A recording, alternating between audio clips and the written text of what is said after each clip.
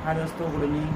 आप लोग कैसे हैं? आयो अच्छे होंगे। तो आज हम एक नया चैप्टर लेकर के आए हैं, क्लास 12 का जो बायोलॉजी है। आज उसके बारे में हम लोग जानेंगे। चैप्टर 8 होगा, क्लास 12 का जीव विज्ञान का चैप्टर 8 आज हम लोग पढ़ेंगे। जो चैप्टर का नाम है मानव स्वास्थ्य तथा रोग। इसके बारे में हम लोग जानेंगे किस प्रकार का इसमें रोग होता है, कौन कौन से रोग होते हैं, ठीक है ना। वीडियो स्टार्ट करने से पहले या चैप्टर स्टार्ट करने से पहले अगर यदि आप मेरे चैनल पर नए हैं तो मेरे चैनल को सब्सक्राइब जरूर कीजिए और मेरे वीडियो को लाइक एंड शेयर ज़रूर कीजिए, क्योंकि आपसे रिक्वेस्ट है कि मेरे चैनल को आप लोग यदि सब्सक्राइब करते हैं तो मेरा चैनल पे ऐसे ही अनेक बहुत सारे वीडियो हैं जो आपको मिलेंगे देखने के लिए। और इस वीडियो से अगर यदि आप लोग को ज़्यादा हेल्पफुल होता है तो आप लोग मेरे वीडियो को शेयर भी कीजिए और लाइक भी कीजिए। चलिए आइए वीडियो को स्टार्ट करते हैं और हम लोग देखेंगे इस चैप्टर में आखिर क्या कहा गया है और किन किन बातों का ध्यान किया गया है, ठीक है ना। आइए स्टार्ट करते हैं। चैप्टर का नाम होगा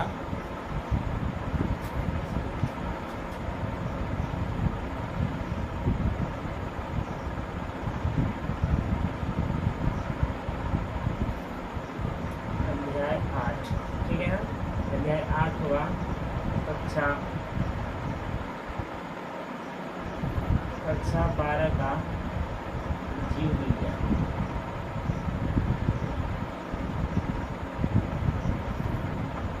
कक्षा 12 का यह जीव विज्ञान, इसके बारे में हम लोग जानेंगे। अध्याय 8 है। चैप्टर का नाम क्या है? मानव स्वास्थ्य तथा रोग।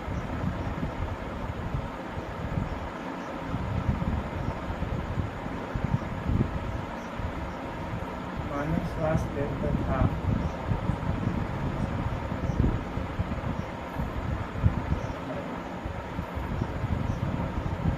इस चैप्टर के अंदर कौन कौन से रोग होते हैं या कौन कौन से एक मनुष्य में रोग उत्पन्न करते हैं, कौन से जीवाणु हैं, कौन से फंगस है, कौन से कवक है, कौन से वायरस है, किसके कारण कौन से रोग होते हैं, इसके बारे में हम लोग पूरा डिटेल्स इस वीडियो में जानेंगे।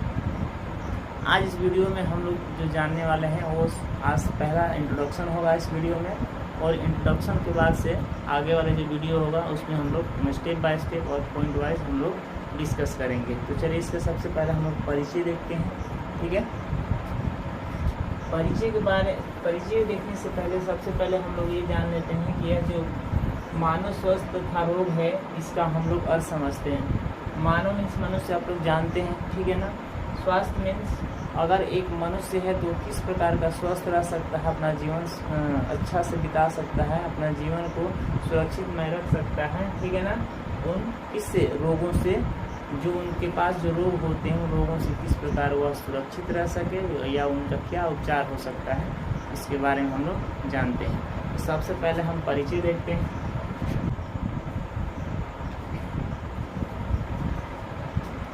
सबसे पहले हम क्या देखेंगे? परिचय देखते हैं।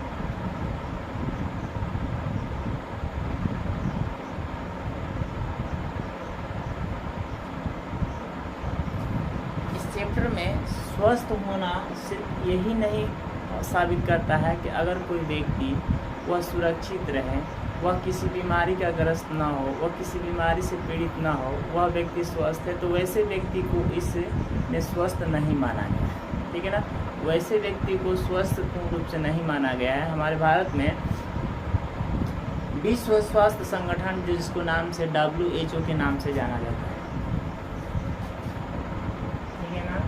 WHO विश्व स्वास्थ्य संगठन ने यह बताया कि वैसे व्यक्ति स्वस्थ हो सकते हैं जो मानसिक, शारीरिक, ठीक है ना, जो मानसिक होते हैं वह व्यक्ति स्वस्थ हो सकते हैं, जो शारीरिक होते हैं वह व्यक्ति स्वस्थ हो सकते हैं, जो सामाजिक है वह व्यक्ति स्वस्थ हो सकते हैं। स्वस्थ का जो बात कहा गया है वह बात इस प्रकार मतलब साबित होती है, यानी WHO को कहना है कि वे व्यक्ति स्वस्थ होते हैं जो व्यक्ति शारीरिक रूप से, मानसिक रूप से तथा सामाजिक रूप से क्या है वह स्वस्थ होते हैं, वैसे व्यक्ति को स्वस्थ माना गया है। जैसे शारीरिक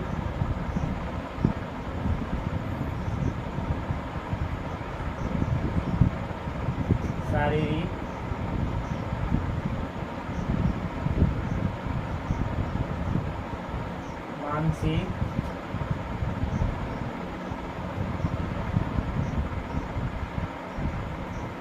सामाजिक। वैसे ही मनुष्य स्वस्थ यानी स्वस्थ माने जाएंगे जो शारीरिक रूप से स्वस्थ होंगे, मानसिक रूप से स्वस्थ होंगे, जो सामाजिक रूप से क्या होंगे, स्वस्थ होंगे। वैसे व्यक्ति को हम क्या कहेंगे, एक स्वस्थ व्यक्ति का नाम देंगे। यह हमने नहीं दिया, यह WHO ने बताया कि वैसे ही व्यक्ति को स्वस्थ व्यक्ति माना जाता है। अब एक व्यक्ति एक दूसरे को कैसे संपर्क में जोड़ करके रखता है, किस प्रकार एक दूसरे का योगदान करता है, इसके बारे में थोड़ा एक हम लोग डायग्राम बना करके जानते हैं। ठीक है, तो डायग्राम हम बनाएंगे लेकिन डायग्राम बनाने से पहले यह चीज़ को हम हटा रहे हैं क्योंकि डायग्राम थोड़ा बड़ा बनाना पड़ेगा तभी समझ में आएगा, नहीं था डायग्राम बड़ा नहीं होगा तो नहीं हो पाएगा। इसके लिए हम इस वाले भाग को हटाते हैं।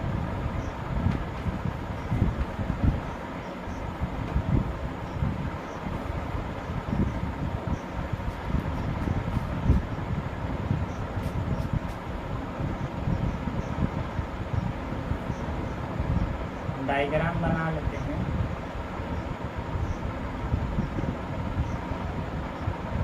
शारीरिक, ठीक है ना, शारीरिक स्वास्थ्य हो जाएगा,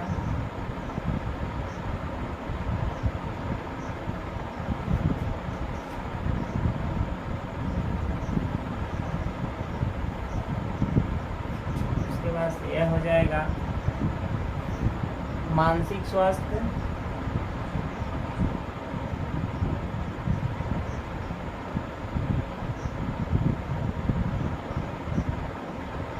स्वास्थ्य, ये वाला मानसिक स्वास्थ्य हो जाएगा, ये वाला शारीरिक हो जाएगा। और एक हम डायग्राम बनाते हैं, यह डायग्राम हो जाएगा शारीरिक तो हो गया, मानसिक हो गया और एक सामाजिक स्वास्थ्य हो जाएगा।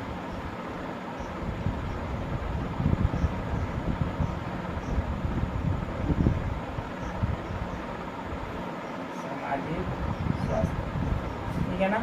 एक दूसरे से किस प्रकार यह जुड़े हुए हैं, इनको ही मतलब कि हम समझ सकते हैं और इस डायग्राम से हम इसका परिचय भी पूरा अच्छा से समझ सकते हैं। तो डायग्राम में किस प्रकार एक दूसरे को जोड़ा गया है, आप लोग देखिए डायग्राम और डायग्राम को समझिए।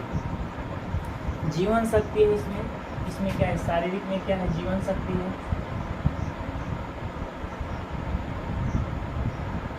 यह जीवन शक्ति, ठीक है ना। इस जीवन शक्ति में एक पहले वाले जो भाग है वह शारीरिक स्वस्थ है, तो वह शारीरिक स्वस्थ जब रहेगा तो उसमें जीवन शक्ति क्या, ऊर्जा प्रदान होगी, ठीक है ना। वह ऊर्जा क्या करेगा, ऊर्जा मतलब उसके पास हमेशा रहेगा ऊर्जा, ठीक है ना। अब ये जब शारीरिक स्वस्थ रहेगा तो मानसिक भी स्वस्थ रहेगा। तो मानसिक जो स्वस्थ होता है वह संतुष्टि जीवन की सार्थकता अनुभूति का क्या करता है, पालन करता है, ठीक है ना। जीवन की सार्थकता संतुष्टि, ठीक है ना, वह जीवन क्या करता है, संतुष्टि का पालन करता है, यानी वह समाज के हर बात को, हर समय, हर स्थिति को क्या करता है, वो समझता है, देखता है, ठीक है ना। अब सामाजिक में देखिए वो अच्छे समाज का संबंध बनता है, वो अच्छे समाज का संबंध,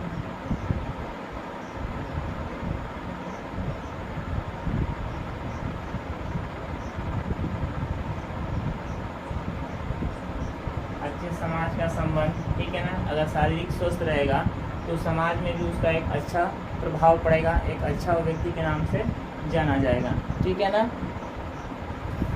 अगर वो मानसिक रूप से रहेगा तो अपने मनपसंद काम करेगा,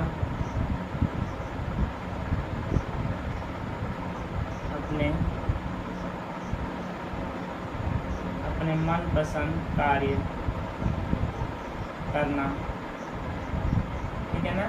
अगर वह मानसिक रूप से सही रहेगा तो अपने मन पसंद जो उसके इच्छा अनुसार जो कार्य होंगे वह कर सकता है। अगर कोई व्यक्ति मानसिक रूप से अच्छा नहीं है, मानसिक रूप से वो खराब है, वो उसका मानसिकता ठीक नहीं है, तो कभी भी अच्छा मतलब अपने मन पसंद का कार्य नहीं कर सकता है। लेकिन जिस व्यक्ति का मानसिकता अच्छा रहेगा वह अपने मन पसंद कार्य को क्या कर सकता है, कर सकता है। अगर वह मानसिक सही है, शारीरिक संबंध सही है, तो वह समाज में उसका एक अच्छा समाज बनेगा। एक अच्छा समाज के साथ क्या होगा, उसका संबंध होगा, एक दूसरे से उसका जुड़ाव होगा, और एक दूसरे के साथ जुड़ने के साथ साथ उसका मान सम्मान भी आगे की तरफ बढ़ेगा। तो इस प्रकार देखिए हम लोग इस परिचय के बारे में हम लोग जाने, ठीक है ना। आप लोग एनसीईआरटी बुक में इसमें भी बहुत कुछ लिखा गया है, लेकिन मैं इन सबको नहीं लिखा हूँ, क्योंकि बस हमको समझना सिर्फ इन तीनों को ही समझना है, इसीलिए मैंने इन तीनों को यहाँ पर मेंशन किया है, ठीक है ना। अगर वह व्यक्ति शारीरिक स्वस्थ रहता है तो उसके पास वह जीवन की हर शक्ति उपलब्ध होती है, ऊर्जा वह उपलब्ध होती है, जो अपने इच्छा अनुसार कार्य कर सकता है। अगर वो मानसिक रूप से स्वस्थ है तो वह अच्छे अपने मनपसंद का कार्य कर सकता है। अगर वह शारीरिक और मानसिक रूप से स्वस्थ है तो समाज में उसका एक अच्छा पहचान हो सकता है और एक अच्छा नाम हो सकता है, और वह अपने समाज के साथ एक अच्छा संबंध बना सकता है, ठीक है। आइए तब ये परिचय के बाद हम आगे बढ़ते हैं और अगला पॉइंट की तरफ हम ध्यान देते हैं।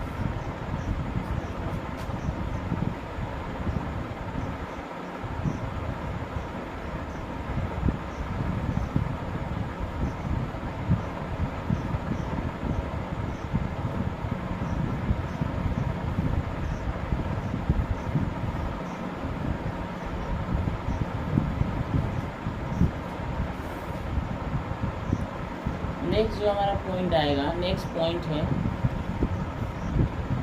अच्छे स्वास्थ्य के लिए क्या क्या आवश्यक हो सकते हैं। जो अच्छा हमारा स्वास्थ्य रहे, उन अच्छे स्वास्थ्य के लिए हम किन किन बातों का ध्यान कर सकते हैं, किन किन बातों पर हम अध्ययन कर सकते हैं, किन किन बातों की जानकारी रख सकते हैं। तो जो नेक्स्ट पॉइंट होगा 2 नंबर,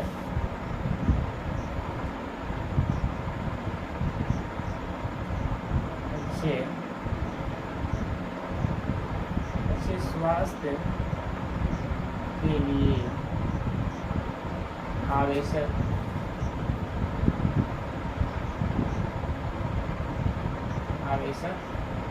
तत्व भी कर सकते हैं, आवश्यक तत्व, ठीक है ना।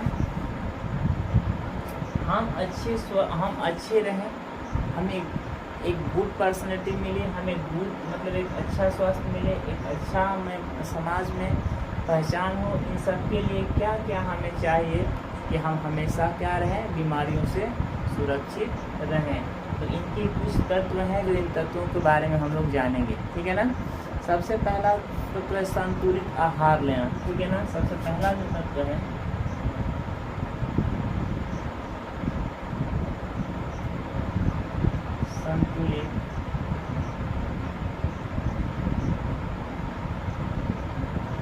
संतुलित आहार लेना, ठीक है ना।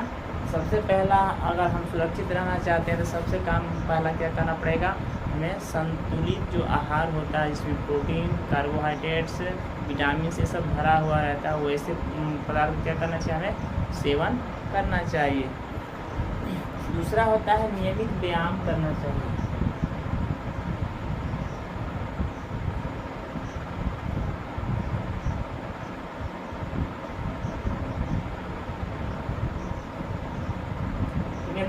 नियमित क्या करना चाहिए, नियमित हमें व्यायाम करना चाहिए, जो हमेशा नियमित मतलब हमेशा रेगुलर मतलब होना चाहिए। ऐसा नहीं कि आज किए 2 दिन नहीं किए, फिर 3 दिन किए 1 दिन नहीं किए, इस तरह का मतलब व्यायाम नहीं होना चाहिए।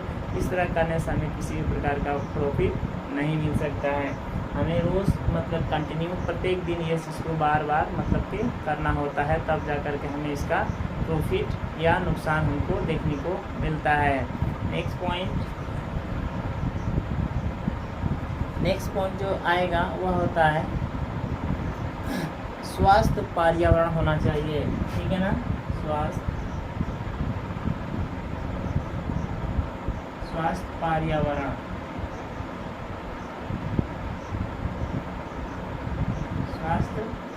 पर्यावरण होना चाहिए। अगर हमारा स्वास्थ्य पर्यावरण नहीं रहेगा, वातावरण स्वस्थ नहीं रहेगा, परिवेश स्वस्थ नहीं रहेगा, तो हम उसके वजह से भी क्या हो सकते हैं, बीमार पड़ सकते हैं। इसीलिए हमें सुरक्षित रहना है, तो इन सब पे क्या करना होगा, ध्यान देना होगा। हमारे आसपास के जो पर्यावरण है, वातावरण, हमको क्या करना पड़ेगा, शुद्ध करना पड़ेगा, ठीक है ना।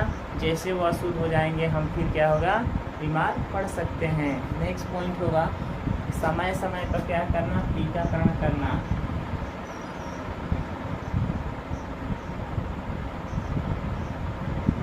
समय समय पर क्या करना, टीकाकरण करना। जो इंजेक्शन लगता है छोटे अवस्था में ही इंजेक्शन लगाए जाते हैं या बड़े अवस्था में भी इंजेक्शन लगाया जाता है, उन पर ध्यान देना और उन चीज़ को क्या करना, समय समय पर इंजेक्शन लेना ताकि हमें बीमारी से लड़ने के लिए शक्ति मिल सके।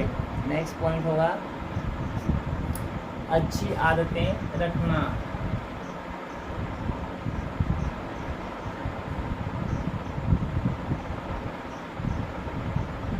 अच्छी आदत बनाना, ठीक है ना। जो अपना आदत है उसको अच्छा बनाना। ये नहीं कि हमको जब भोजन करना हो तो हम बिना हाथ को धुलाई किए भोजन कर ले, इस तरह का नहीं होना चाहिए। जब भी हम भोजन करें तो अपने हाथों को क्या करना, अच्छे से धुलाई करके उसके बाद ही भोजन को ग्रहण करना चाहिए। या हमारे शरीर पे जितने भी मतलब कि कपड़े वस्त्र होते हैं उनको अच्छे से साफ़ सुथरा करके ही पहनना चाहिए और अपने आप को हमेशा साफ़ सुथरा रखना चाहिए। रोज़ स्नान करना चाहिए। कहने का मतलब कि अपने शरीर को पूरा क्लीन करके रखना चाहिए। यह आदत जो है हमेशा बनाए रखना चाहिए। इसी को अच्छी आदत होना चाहिए। किसी के साथ बुरा व्यवहार नहीं करना चाहिए, सबके साथ सामाजिक एक स्तर बना करके रखना चाहिए। नेक्स्ट पॉइंट होगा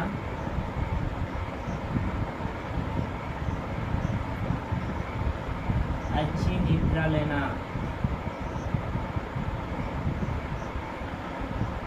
अच्छी निद्रा लेना। अगर हम किसी मनोरंजन में अपना समय व्यतीत करते हैं और हम अच्छे से निद्रा नहीं लेते हैं, उस समय भी हम क्या हो सकते हैं, बीमार पड़ सकते हैं। अगर हम मनोरंजन करते हैं तो मुझे पूर्ण रूप से 8 घंटा या 7 घंटा का निद्रा लेना आवश्यक होता है, क्योंकि हमारा विज्ञान भी कहता है कि एक मनुष्य को 7 से 8 घंटा कम से कम सोना चाहिए। तो जब भी हम मनोरंजन करें या कोई ऐसा काम करें तो हमें रात में जगना पड़े तो उस समय कम से कम हमारे शरीर को रेस्ट के लिए 7 से 8 घंटा कम से कम निद्रा होना चाहिए, तब जाकर हमारा शरीर सुचारू रूप से कार्य करेगा। तो यह अच्छी निद्रा होनी चाहिए, अच्छी निद्रा लेना चाहिए, ठीक है ना। नेक्स्ट पॉइंट हो जाएगा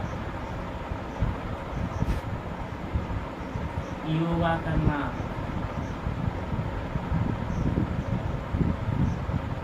नेक्स्ट पॉइंट हो जाएगा योगा करना। हमें रोज़ प्रतिदिन मतलब योगा करना चाहिए, या अगर यदि आसपास कहीं जैसा संस्था बनाया गया है योगा करने का तो हमें उस जगह पे जा करके और योगा करना चाहिए।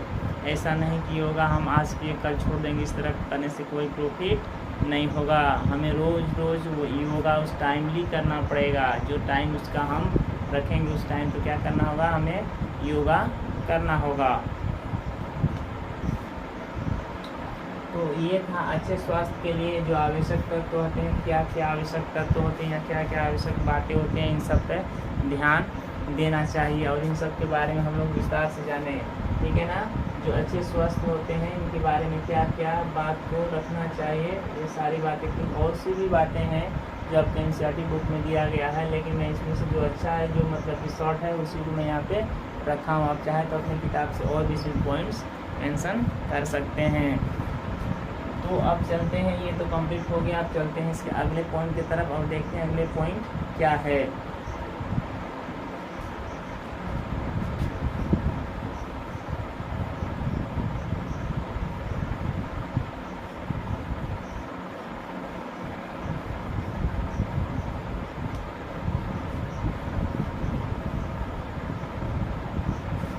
नेक्स्ट जो पॉइंट आएगा वो हमारा तीसरा पॉइंट आएगा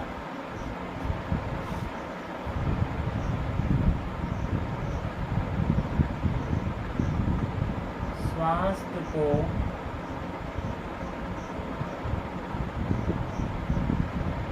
प्रभावित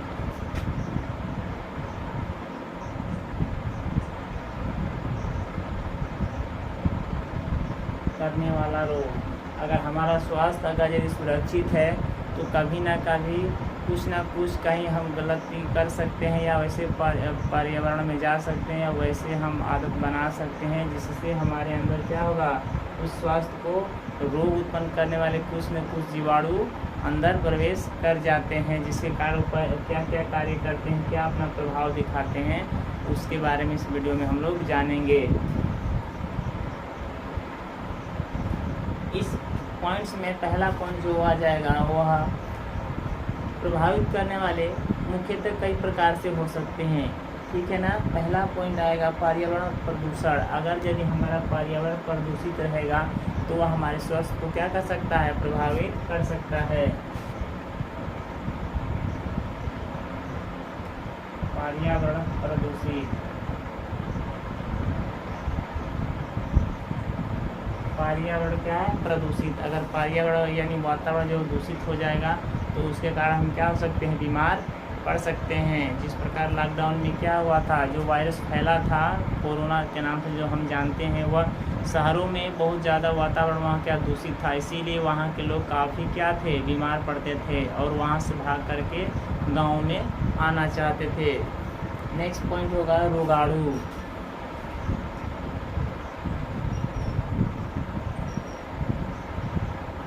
रोगाणु के कारण क्या होता है, इसके कारण ही हमारे शरीर में क्या होता है, हमारा शरीर स्वस्थ रूप से कार्य करना बंद कर देता है। यानी जब हमारे शरीर पर इसका प्रभाव पड़ जाता है तो हमारा शरीर बीमार होने लगता है और रोगग्रस्त शरीर होने लगता है। तो ये हमारे शरीर पर प्रभाव डाल के हमारे शरीर को क्या करते हैं, कमज़ोर कर देते हैं और अंदर ही अंदर क्या करते हैं, इसको नष्ट करने लगते हैं।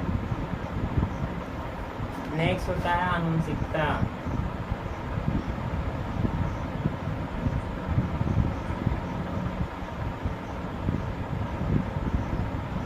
आनुवंशिकता, कुछ ऐसे आनुवंशिकता बीमारी होते हैं जो जन्म के साथ ही चलते हैं।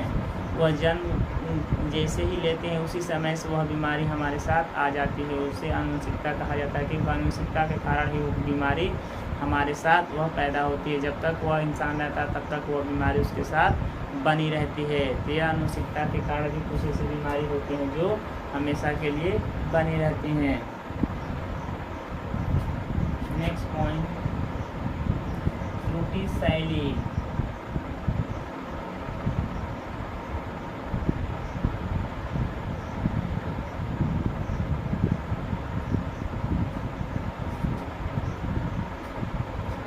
त्रुटिपूर्ण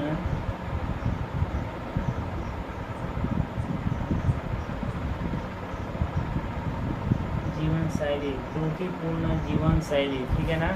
हमारा जो जीवन शैली है, अगर इसमें हम किसी भी प्रकार का त्रुटि रखते हैं, किसी प्रकार का कमी रखते हैं तो डायरेक्ट हमारे स्वास्थ्य पर क्या पड़ेगा, इसका प्रभाव पड़ेगा। हमें टाइम से भोजन करना चाहिए, हमें टाइम से स्नान करना चाहिए, हमें टाइम से हर कार्य करना चाहिए, हर समय पर हर चीज़ को ध्यान देना चाहिए। अपने जीवन शैली में किसी प्रकार का त्रुटि नहीं रखना चाहिए, नहीं तो इससे हमारा स्वास्थ्य खराब हो सकता है। नेक्स्ट पॉइंट जो आता है यांत्रिक चोटें।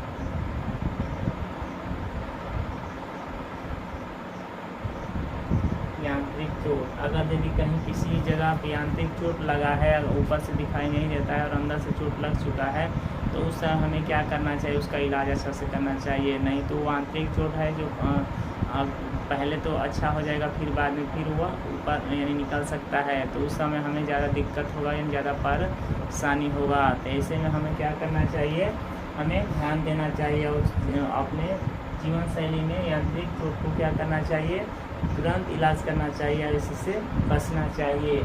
तो इस तरह के इसमें कुछ पॉइंट्स है जो हमारे शरीर को स्वस्थ होने से क्या कर सकते हैं, प्रभावित कर सकते हैं। जैसे पर्यावरण प्रदूषित होना वो हमारे शरीर को प्रभावित करता है, रोगाणु है वो भी हमारे शरीर क्या करता है, प्रभावित करता है।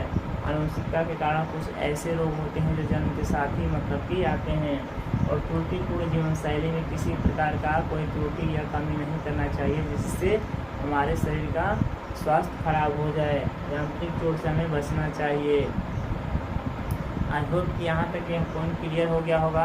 अब हम चलते हैं अगले नेक्स्ट पॉइंट की तरफ और उस पॉइंट्स के बारे में हम लोग जानेंगे।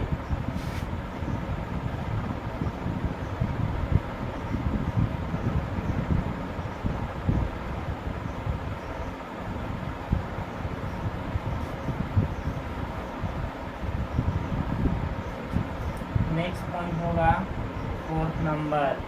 नेक्स्ट पॉइंट क्या है, नेक्स्ट पॉइंट है रोग क्या है।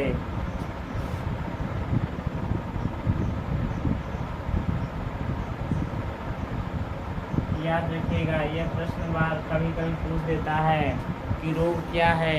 आप लोग को ध्यान से ये चीज़ समझना होगा और ध्यान से देखना होगा। अगर यदि आप लोग इसका नोट्स नहीं बनाए हैं तो मैं जो बोलता हूँ उसको आप लोग लिख सकते हैं। रोग किसे कहते हैं? मनुष्य के सामान्य जो क्रिया होता है, मनुष्य के सामान्य जो क्रिया होता है, सामान्य स्वास्थ्य में विचलन पैदा कर देती है, ठीक है ना। वह शरीर कोई अपना प्रारूप कार्य नहीं कर सकती है, ठीक है ना। प्रकृति जो कार्य उनका होता है उसमें कार्य संपूर्ण रूप से कार्य नहीं कर सकती, उनके शरीर में क्या होने लगता है?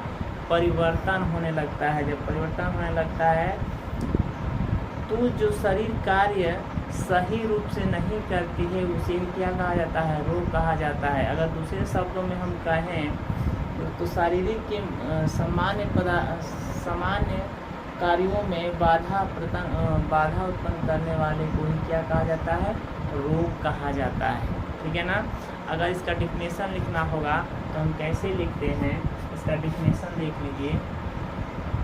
यहाँ मैं डिफिनेशन यहाँ पर बोल देता हूँ। रोग किसे कहते हैं? मनुष्य के सामान्य स्वास्थ्य को विचलन कर देती है, यानी विचलन पैदा कर देती है। उसमें शारीरिक प्रकार्य पूर्ण रूप से वो अपना कार्य नहीं करती है, उसमें बाधा होने लगती है, उसे ही हम क्या कहते हैं? उसे रोग कहा जाता है। अगर दूसरे शब्दों में कहा जाए तो रोग वे होते हैं जो शारीरिक जो सामान्य स्वास्थ्य को क्या करते हैं? एक परिवर्तन कर देते हैं, उनमें क्या विचलन पैदा कर देते हैं। इस प्रकार की प्रक्रिया को हम क्या कहते हैं? रोग कहा जाता है, ठीक है ना। तो रोग कैसे होते हैं, क्यों होते हैं, कब हो जाते हैं, यह तो हम जानेंगे ही, लेकिन पहले इसी के बारे में हम लोग जानते हैं रोग क्या है। तो हमने जान लिया कि रोग क्या होते हैं, ठीक है ना। रोग क्या होते हैं, रोग मैंने बता दिया। आप लोग चाहे तो लिख भी सकते हैं, ठीक है, और अपना नोट्स बना सकते हैं। रोग होने के भी कई कारण हो सकते हैं। रोग कई कारणों के द्वारा फैल जाता है, ठीक है ना।